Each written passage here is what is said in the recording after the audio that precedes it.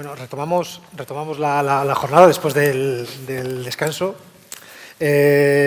Ahora viene una parte de estas que os he mencionado antes, de este perfil regional y suprarregional, pues viene esa parte de ese perfil suprarregional, y tenemos para ello a Javier García Breva.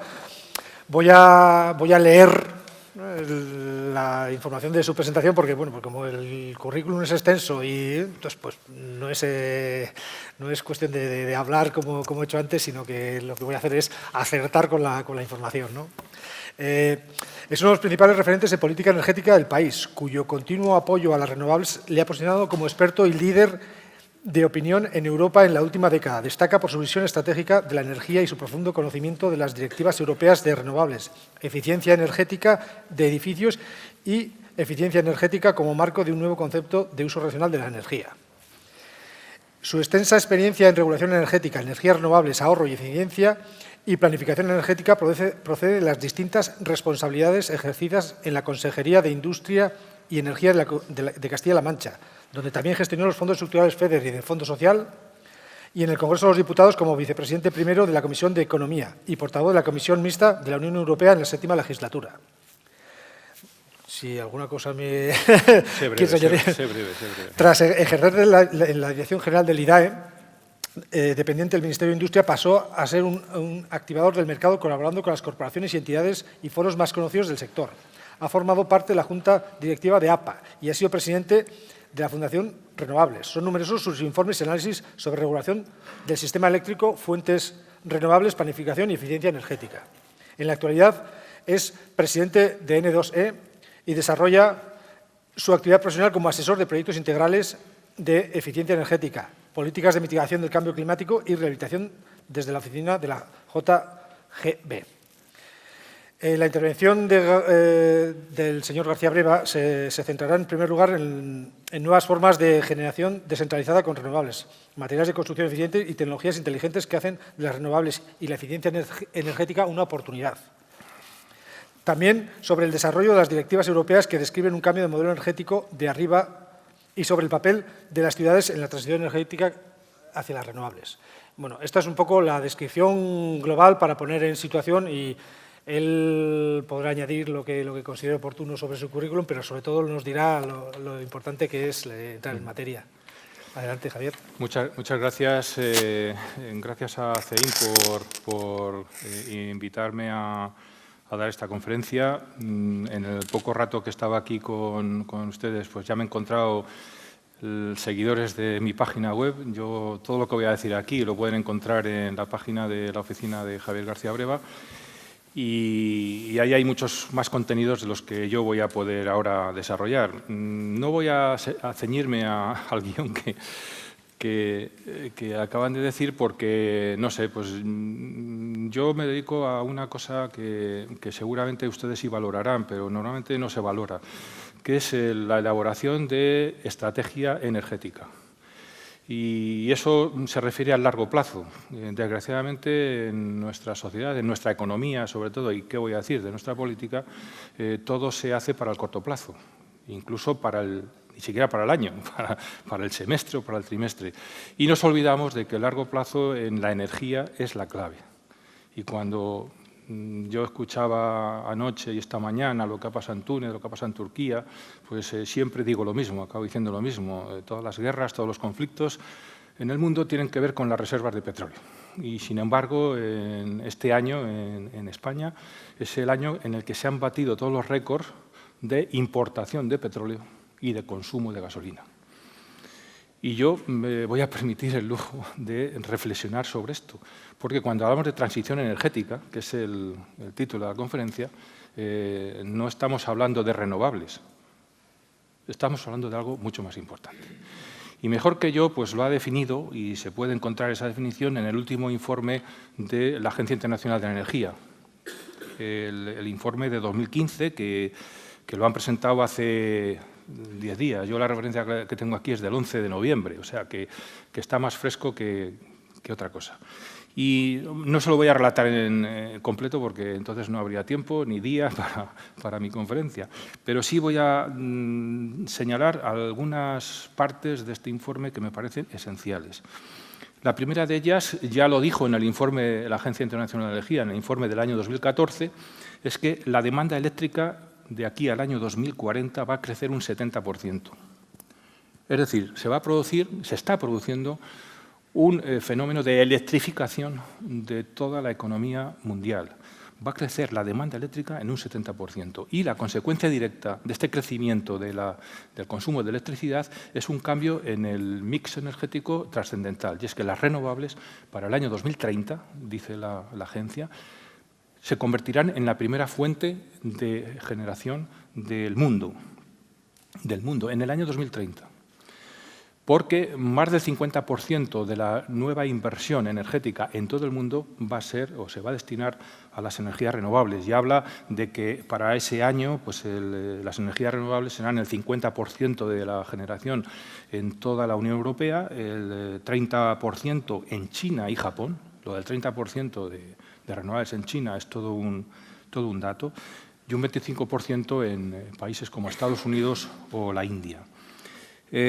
En el caso de Europa hay un dato que me parece trascendental para la conferencia, y es que la eficiencia energética, y cuando se habla de eficiencia energética en Europa estamos hablando de rehabilitación energética de edificios, barrios y ciudades, y del transporte eléctrico o de la electrificación del transporte, la eficiencia energética en Europa va a reducir la demanda en un 30%. Y la razón fundamental es porque la eficiencia energética es rentable. Y el dato que da la Agencia Internacional de Energía, que lo ha repetido ya varias veces, es que cada dólar que se invierte en eficiencia energética, la economía recupera 4 dólares. Es decir, por cada dólar que se invierte en eficiencia energética, yo voy a hablar de euros, por cada euro que se invierte en eficiencia energética, la economía recupera 4. Fundamentalmente por el ahorro en las importaciones energéticas de petróleo y de gas. Es decir, la eficiencia energética es rentable y por eso va a producir un descenso de la demanda energética en Europa para el periodo hasta el año 2040. Lo que dice el petróleo, la Agencia Internacional de Energía, es lo que más me interesa decirles. Lo que viene a decir la Agencia Internacional de Energía es que el crudo está en territorio desconocido. Ahora mismo la bajada del crudo está originando toda una convulsión en la economía mundial y en la geopolítica de los combustibles fósiles en el mundo. Y dice lo siguiente: los bajos precios del petróleo, según la agencia, hasta el año 2020 el petróleo no recuperará los 80 dólares por barril, hasta el año 2020. Y entonces lo que dice la agencia es que los bajos precios del petróleo aumentará la dependencia del petróleo de muy pocos países productores. Y eso va a generar más inseguridad y más volatilidad en los precios del petróleo. Y entonces la agencia dice, el título de esta conferencia, lo dice muy bien. Esta situación hace necesario aprovechar los precios bajos del petróleo ahora para iniciar la transición energética. La transición energética que está planteando la Unión Europea, la Agencia Internacional de Energía, es que es necesario empezar a reducir o ahorrar el consumo de petróleo en el mundo. Es una necesidad. Hay otro imperativo, que es el cambio climático. Yo aquí he traído unos recortes de prensa que son espectaculares. Y el riesgo climático ya no es algo del que exclusivamente hablen los ecologistas, los medioambientalistas o otras personas como yo. Y el primer titular que les traigo aquí es que Standard & Poor's ha dicho que el riesgo ambiental y climático amenaza el rating de las empresas. Dice que los riesgos climáticos han condicionado la calificación de casi 300 empresas en los últimos 2 años. Yo cuando veo este titular de Standard & Poor's, diciendo ya que el cambio climático afecta al rating de las empresas, me acuerdo de un ejemplo que estamos ya viviendo aquí en nuestro país, que es lo que está pasando con la calificación energética de los edificios. Los edificios empiezan a ser valorados más por su coste energético que por su exclusivo valor en el mercado inmobiliario. Es más, el mercado inmobiliario ahora mismo está situando a los edificios en función de su calificación energética. Se está produciendo un cambio en el chip de inmobiliarias sobre todo patrimonialistas, de empresas constructoras, incluso en el ámbito municipal, con respecto a la valoración de la energía en el valor del edificio. Standard & Poor's está hablando del riesgo climático como un riesgo que afecta directamente al valor de las empresas. BlackRock, que ustedes saben que es uno de los fondos de inversión más importantes del mundo, pues ha dicho algo más rotundo. BlackRock recomienda abandonar la inversión en activos que emitan CO2. Pero dice otra cosa más importante. Los gestores deben asegurarse de que sus activos valen realmente lo que indican los libros. Quiere decirse que las empresas deben descontar el efecto del riesgo climático y poner al día el valor de sus activos en función de ese riesgo climático. Bien, en el mundo algunas empresas eléctricas ya lo han hecho. Yo voy a dar un dato. E.ON, que es una de las principales eléctricas alemanas, ha anunciado este año que pierde 5.600 millones de euros, simplemente porque ha depreciado el valor de sus centrales convencionales, fundamentalmente gas y carbón, y en el caso de Alemania, las nucleares. Pero el año pasado, Gas de France, Suez, el año pasado, también anunció pérdidas de más de 9.000 millones de euros tras sanear sus activos de gas y carbón. Es decir, empiezan en sus libros a ajustar el valor de sus activos con CO2. Bien, ¿qué ha pasado en España? Pues ustedes han visto que estas 2 últimas semanas ha habido anuncios de los beneficios de las eléctricas en este año 2015. Todas han ganado o más dinero o el mismo dinero que el año pasado, ha aumentado los beneficios y incluso algunas han cometido ya el atrevimiento de anunciar el incremento de sus dividendos para este año, para el año que viene y para el 2017.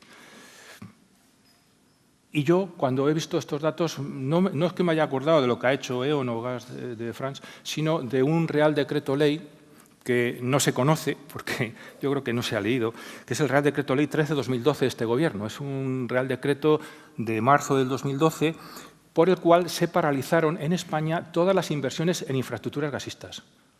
Este Gobierno, en el año 2012, paralizó todas las inversiones en infraestructuras gasistas. Y en el preámbulo de este Real Decreto Ley se dice una cosa tremenda. Se dice cómo, no se explica, el que ha hecho el preámbulo del decreto, que ha sido el Ministerio de Industria, dice, no se explica cómo, bajando el consumo de gas desde el año 2007 hasta el año 2012, se han seguido incrementando las inversiones en nuevas infraestructuras gasistas. Y entonces dice, hay que paralizarlas todas, porque lo que se ha generado es una sobrecapacidad gasista en nuestro país. En este momento el gran problema energético de España no es el coste de las renovables o el coste de las nucleares o estas cosas que se suele leer en los periódicos. El principal coste es la enorme sobrecapacidad gasista, que todos los activos de gas estén funcionando a un 10%, a un 30% de su capacidad y que en los libros no se haya trasladado esa pérdida de valor o esa pérdida de capacidad, está originando unos costes en el sistema muy grandes, que luego veremos cuáles son esos costes. Bien, la CNMC ha advertido ya que la aplicación de la Directiva de Emisiones Industriales va a hacer que a partir del año, no sé si es a partir del año que viene, pero vamos, a partir del año 2016, todas aquellas centrales de gas y carbón que sean más contaminantes, o una de dos, o invierten en reducir sus emisiones o van a tener que cerrar. Aquí todavía nadie se ha planteado invertir ahí tenemos el ejemplo del Cogas, por ejemplo, pero hay una amenaza de que habrá que cerrar centrales de gas y de carbón con toda seguridad. Y luego el dato que daba CLH también la semana pasada de que este año seguramente España se ahorrará 20.000 millones de euros en importaciones de petróleo por la bajada del precio. Sin embargo, España, al contrario de lo que dice la Agencia Internacional de Energía, está aprovechando los precios bajos del crudo para importar más petróleo y consumir más gasolina. Todo un disparate. Bien, ¿qué ha pasado en las renovables? En las renovables hay un banco muy importante que se llama Lazard, ustedes conocerán, que ya en los últimos años está dando informes que siempre inciden en lo mismo y hace unas semanas repitió otra vez el mismo informe diciendo que la eólica y la fotovoltaica están arrasando por la caída de sus costes en todo el mundo. Y el dato es que desde el año 2009 la eólica ha reducido en un 61% sus costes y la fotovoltaica en un 82%. Con lo cual, ahora mismo en el mundo la gran transformación que ha ocurrido con las renovables es que antes había que hacer renovables por el medio ambiente. Ahora las renovables se van a hacer por razones económicas. Sin embargo, nos hemos encontrado, ahora os lo comentaba tomando café con algunos de ustedes, la semana pasada, tengo el recorte por aquí, por si alguien no se lo cree, el recorte por aquí, unas declaraciones de Alberto Nadal, el secretario de Estado de Energía, que el otro día, dirigiéndose a los inversores, pues más o menos lo que vino a decir es que en España no podía haber garantías regulatorias para las renovables, es decir, que habría que mantener de alguna manera la inseguridad regulatoria con respecto a las renovables y que era preferible o era más seguro mantener los activos energéticos existentes y sobre todo se refería a los activos nucleares. En fin, cuando la primera autoridad energética del país te dice, oiga, las renovables van a seguir siendo, digamos, regulatoriamente inseguras, porque según cómo vayan las cosas, nosotros sacaremos un decreto diciendo lo que nos interese. Y hay que mantener los activos existentes. Los activos existentes son fundamentalmente la nuclear, él se refería a la nuclear, yo añado, y las centrales de gas, que están funcionando, como digo, a un 10%. Esta es la situación. De cara, cuando lo escuchas, dices, bueno, pues ¿a dónde nos vamos a dirigir? Porque, claro, para todos nosotros invertir en una nuclear no tiene ningún sentido. En un ciclo combinado de gas, menos todavía. Y mucho menos comprar gas a Argelia. Eso lo hacen las grandes empresas, pero no la gente como nosotros. Pero nos encontramos con otra noticia muy importante, esta sí que es la más importante, y es que la CNMC ha analizado los ingresos de cada tecnología de generación en el pool, en el mercado mayorista. Y esta es una información muy importante. La energía más barata en el pool, en el mercado mayorista, es la eólica. Y la más cara es el gas natural. El gas natural pues ha tenido ingresos aproximadamente de 101 euros megavatio hora, que es la más cara. La segunda más cara es el carbón, son 73 euros megavatio hora, y la más barata es la eólica, que son 28 euros megavatio hora. Después de la eólica, como más barata, pues van todas las renovables, la fotovoltaica, la biomasa, la mini hidráulica, todas las renovables. ¿Esto qué quiere decir? Pues que en el pool, en el mercado mayorista, la tecnología más cara son las convencionales y las más baratas son las renovables. Por eso, el Ministerio de Industria ha reformado muchas cosas en estos últimos años, menos una, el mercado mayorista. El mercado mayorista no la ha reformado. Es más, hay una declaración del ministro Soria diciendo que en esta legislatura renunciaba a modificar o a reformar el mercado mayorista. Claro, el mercado mayorista les va de maravilla a las eléctricas por sus activos, digamos, convencionales. Bien, yo creo que con este escenario, pues lo que les he descrito es que, de alguna manera, en el mundo se está avanzando hacia un modelo energético fundamentalmente basado en la generación distribuida y aquí ese cambio de modelo energético se está frenando o se está paralizando.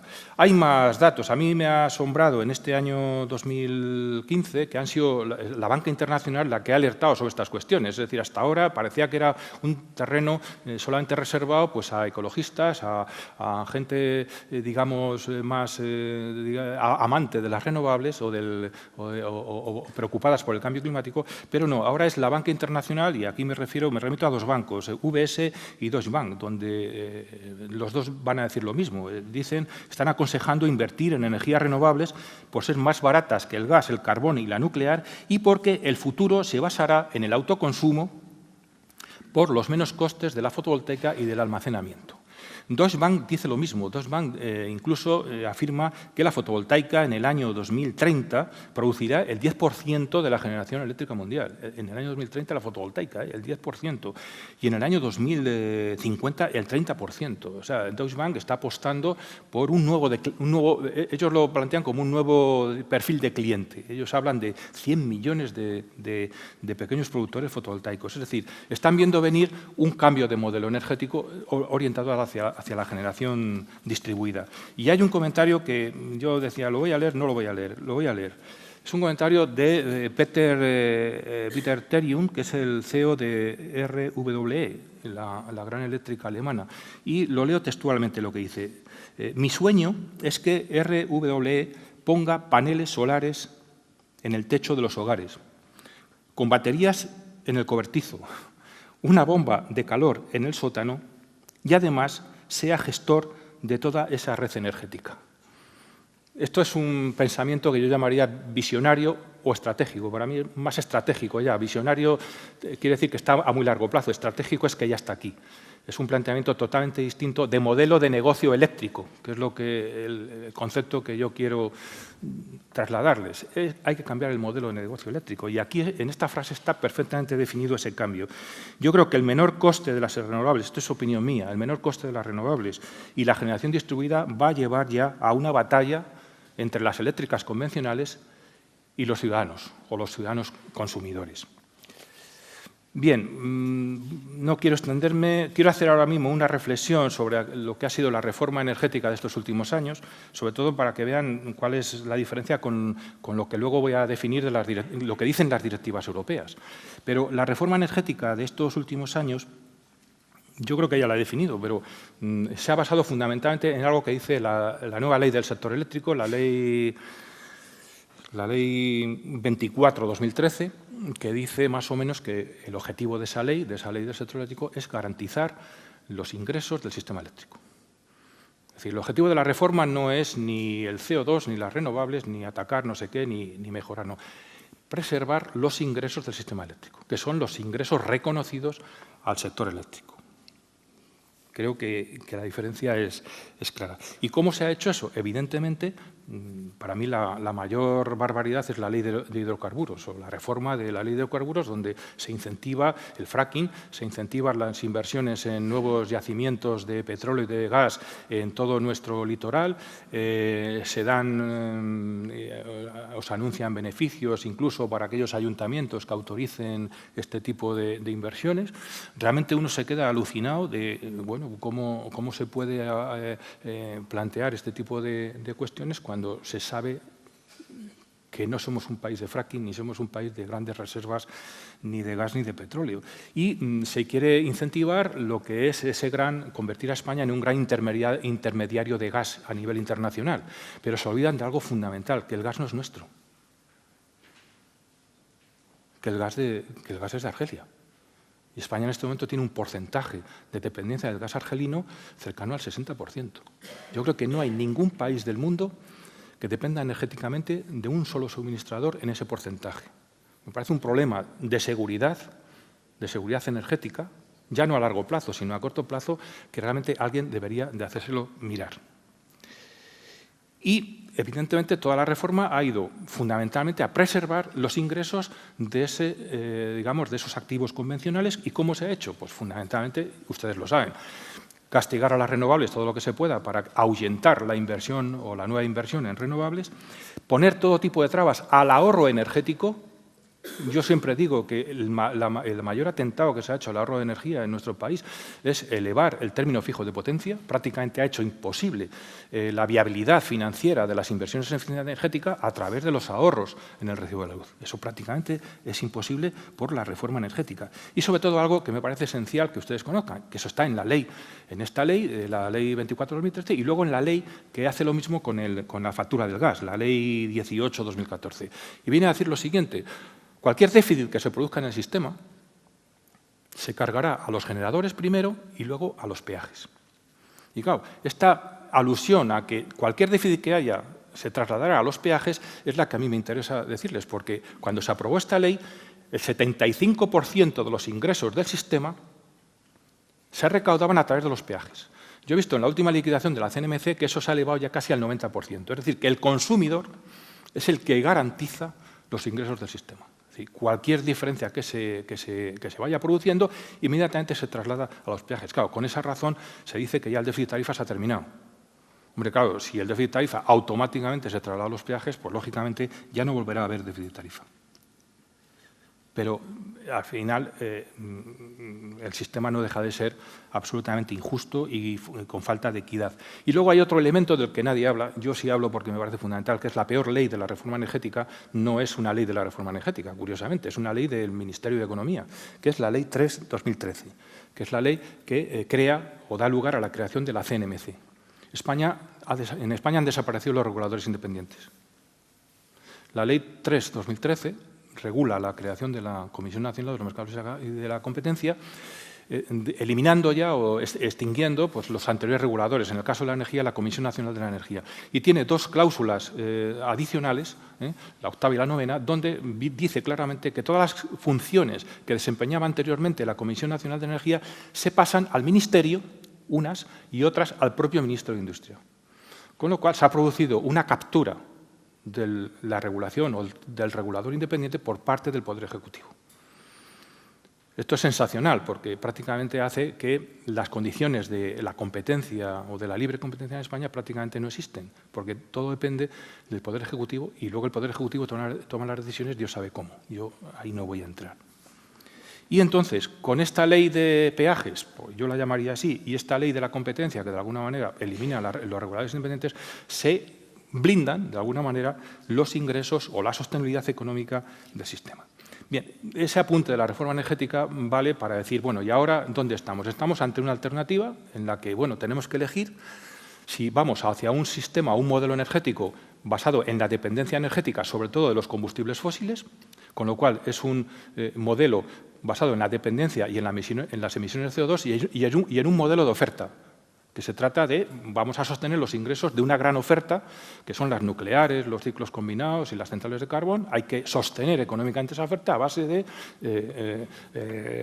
unos peajes. O vamos a un modelo que se base en un criterio que a mí me parece fundamental en este momento, tal y como está la geopolítica mundial, que es la autosuficiencia energética. La autosuficiencia energética tendría que ser un valor ahora mismo que deberían de tener el propio consumidor, la ciudad, la región o la comunidad autónoma y el propio Estado. Es decir, cuanto más o menos tengamos que depender de comprar energía al exterior, mucho mejor. Si vamos a un mix que prime la eficiencia energética, el ahorro de energía a través de la generación distribuida, o vamos a un mix que se base en el consumo. Es decir, para sostener una oferta tan costosa como es ahora mismo la oferta del modelo del mix energético convencional, evidentemente se basa en incrementar el consumo. Voy a poner un ejemplo. El Gobierno el año pasado aprobó la estrategia de rehabilitación del parque de edificios, el Ministerio de Fomento. Y, curiosamente, en esa estrategia pues, no se quiere valorar las renovables, con lo cual se elimina el autoconsumo, no se quiere valorar el CO2, con lo cual se eliminan las emisiones, y la única alternativa para la rehabilitación energética en el medio urbano tiene que ser el gas natural. Y yo decía, hombre, ¿y esto por qué? Pues hay que consumir gas, porque el gas que se compra a Argelia excede con mucho el consumo interior, con lo cual hay que consumirlo como sea. Y por eso el ministro presenta vehículos con gas, el autogás. Y SEAT está fabricando vehículos con gas y quieren fabricar grandes camiones con gas. ¿Por qué? Porque hay que consumir gas. Y, evidentemente, o vamos a un modelo de demanda, es decir, un modelo que quien tome las decisiones no sea los dueños de esa gran oferta, sino el consumidor.